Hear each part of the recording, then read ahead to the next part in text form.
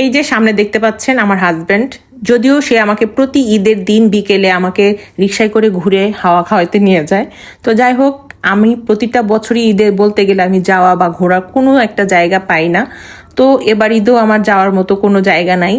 এমনিতে তো সারাদিন ঘুরে বেড়াই, দুই মেয়েকে নিয়ে এখানে সেখানে যাই, ঢাকায় যাই, সব জায়গায় যাই। বা ঈদের মধ্যে কেন আমার নসিবে ঘোরার জায়গা হয় না, এটাই আমি বুঝতে পারি না। আর এবার তো আমার হাজবেন্ড আমাকে বিকেলেও রিক্সায় ঘুরতে নিল না।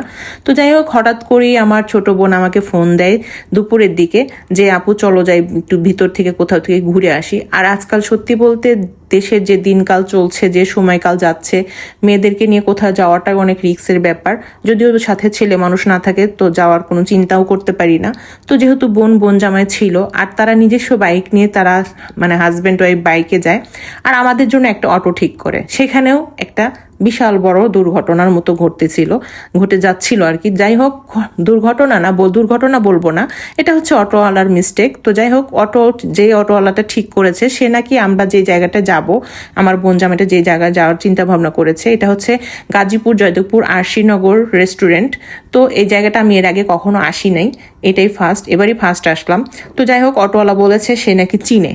তো এই রেস্টুরেন্টটা আমি যাওয়ার পথে দেখেছি, বাট আমি খেয়াল করি নাই নামটা খেয়াল না করে আমি তাকাই দেখতেছিলাম। সে আমাকে নিয়ে যাচ্ছিলই সেই ভিতরের দিকে, একদম জয়দেবপুর গাজীপুর ভিতরের দিকে, একদম মানে জঙ্গলের দিকে আর কি বলা। আমি তারপরও তাকে জিজ্ঞেস করতেছিলাম, ভাই আপনি চিনেন? মাঝখানে অনেকবার আমার বোনও আমাকে ফোন দেয়, আপু তুমি কোথায় আছো? আমি বললাম আমি রাস্তায়। তো বলতেছে অটোওয়ালা চিনে। তো আমি যখন অটোওয়ালা যেহেতু চিনে, তাহলে তারা কথা বলার দরকার নেই, সে আমাকে সেখানে নিয়ে যাবে। তো আমি সেই ভরসায় অটোতে বসে আছি দুই মেয়েকে নিয়ে। আর অটোওয়ালা যাচ্ছিলই, একবার এদিক একবার ওদিক। তো অটোওয়ালা যখনই এরকম শুরু করছে, তখনই আমি বুঝতে পেরেছি যে সে নিশ্চয়ই চিনতে পারতেছে না। কিন্তু আমার বোনকে আমি ফোন দিই যে সে তো চিনে না, কোথায় নিয়ে যাচ্ছে। তো যাই হোক, আবার ঘুরায় পিছনের দিকে চলে আসার পর অনেক ঘোর প্যাঁচ খাওয়ার পর আমি তো অটোওয়ালার উপরে খুবই মেজাজ খারাপ হয়ে গেছে। আপনি চিনেন বলছেন, আমার বোনও বলতেছে, আমার বোনের হাজবেন্ডও বলতেছে আপনি চিনেন, আর আপনি এখন সে জায়গায় নিতে পারছেন না, আর আমি তো চিনিই না। তো যাই হোক, তাদের সাথে কন্ট্যাক্ট করে শেষ পর্যন্ত আমরা সেই গন্তব্যস্থানে পৌঁছাই। আর আমার বোন জামাই, আমারও তো মেজাজ খারাপ হয়ে গেছে অটোওয়ালার উপরে। তো আর কি করা, গরিব মানুষ যেহেতু, তার জন্য বেশি কিছু বললাম না। সেও অনেক ক্ষমা চেয়েছে আমাদের কাছে যে ভুল হয়েছে। তো আমি বললাম যে দেখেন, কাউকে ওঠানোর আগে কখনোই এভাবে বলবেন না যে আপনি সেই জায়গাটা চিনেন, না চিনলে বলবেন চিনেন না, তাহলে আপনাকে চিনাই নিয়ে যাওয়া যাবে। তো যাই হোক, সে আমাদের কাছে সরি বলছে। তো গরিব মানুষ দেখে তেমন কিছু বলতে পারলাম বললাম না আর কি। আমার বোনের হাজবেন্ডকেও আমি কিছু বলতে দিই নাই। তো যাই হোক, শেষ পর্যন্ত আমরা সেই জায়গাটায় পৌঁছাই, আরশিনগর রেস্টুরেন্ট। তো এই তো প্রথমবার আসা, সত্যি বলতে ভিউটা অনেক অসাধারণ ছিল, ভালোই লাগতেছিল। আমার মেয়েরা অনেক আনন্দ করলো, অনেক সুন্দর সুন্দর ভিডিও করলাম, ছবি নিলাম। তো যাই হোক, যেহেতু আমরা কন্টেন্ট তৈরি করি, তো ভিডিও ছবি এগুলি নেওয়াটাই স্বাভাবিক। তো বেশ কটা ছবি টবি নিলাম, পরিবেশটা দেখলাম, উপভোগ করলাম। যদিও আমি আরও আধা ঘন্টা আগে পৌঁছাইতাম, সেখানে আধা ঘন্টা পরে পৌঁছাই, তার জন্য তেমন কোনো ভিডিও আর ছবি নিতে পারি নাই। তো যতটুকু তোলা হয়েছে, যতটুকু করা হয়েছে আলহামদুলিল্লাহ। তারপর এদিকে ওদিকে ঘোরার পরে ছবি টবি তোলার পর সন্ধ্যা হয়ে আসে, তো আমরা রেস্টুরেন্টটাতে ঢুকে যাই। তো রেস্টুরেন্টে ঢুকলাম, যদিও রেস্টুরেন্টের খাবারের প্রাইসগুলো খুবই বেশি ছিল। আমরা যে এলাকাটায় থাকি, গাজীপুর জয়দেবপুর আর কি, সায়াবিতি এলাকায়, সেই এলাকার রেস্টুরেন্টগুলো যে খাবারের পরিমাণে খাবারের যে দামগুলো তার তুলনায় অধিক বেশি ছিল। 7 আপ, পানি যেটাই হোক, যেটাই নিচ্ছিলাম সেটার দামই বেশি নিচ্ছিল আর কি, 100, 150, 50, 60 টাকা এভাবে বেশি ছিল।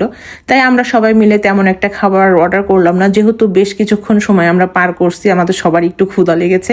তো টুকটাক সবাই মিলে কিছু খাবার অর্ডার করার পর খাওয়া দাওয়া করার পরে রেস্টুরেন্ট থেকে বের হয়ে যাচ্ছি। তো এখান থেকে বের হলে দেখা যায় বেশি রাত হয়ে গেলে অটো পাওয়াটা খুবই সমস্যা হয়ে যায়, তাই সন্ধ্যার মধ্যে আমরা খাওয়া শেষ করে বের হয়ে যাই। তো বের হয়ে রেস্টুরেন্টের সামনে দাঁড়ালাম কিছুক্ষণ অটোর জন্য। তো 1-2টা করে অটো যায়, কেউ যেতে চায় কেউ চায় না, এরকম আর কি। তো দেখা যায় আমাদের সাথে সাথে আরো অনেক মানুষজন আসে, দূর থেকে আসছে, তারাও অটো দেখতেছিল। দেখা যায় যেটা ঠিক করবো সেটা তার আগে নিয়ে নেয়। তো এভাবে করতে করতে আমরা শেষ পর্যন্ত একটা অটো পাই। তো অটোতে উঠে গেলাম, উঠে আমাদের অটোতে দেখেন রাতের ভিউটা, সত্যি বলতে গ্রামের, যতই গ্রাম হোক না কেন, রাতের ভিউ যদি একটু লাইটিং থাকে, সত্যি বলতে রাস্তাঘাট, গ্রামের দৃশ্যগুলো দেখতে ভালো লাগে। তো সেখান থেকে বের হয়ে, যেহেতু ওখানে কফি ছিল না, আমাদের প্রচুর মাথা ব্যথা করতেছিল, তো বাসার পাশে একটা রেস্টুরেন্ট, সেখানে আমরা ঢুকে আমরা কিছুক্ষণ আবার কিছু খেলাম, যেহেতু ওখানকার দাম মানে খাবারের প্রাইসটা বেশি ছিল।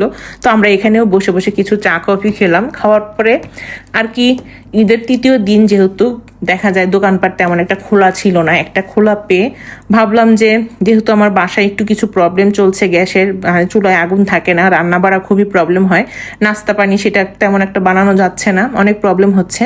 তো দুই মেয়েকে বললাম তোমরা বিকেলের নাস্তায় কে কি খেতে চাও নিয়ে নাও। তারা তাদের পছন্দ অনুযায়ী খাবারগুলো নিয়ে বাসায় নিয়ে এসে তারা নিজের হাতেই সবকিছু গুছিয়ে রাখছিল। তো আমার ভিডিওটি এই পর্যন্তই। আপনাদের কার কার ভালো লাগলো আর কার কি খারাপ লাগলো অবশ্যই কমেন্টসে জানাবেন, আর আমার পাশে থাকবেন। আর আমার ভিডিওটি যদি ভালো লেগে থাকে অবশ্যই আমার চ্যানেলটা সাবস্ক্রাইব করে যাবেন। আল্লাহ হাফেজ।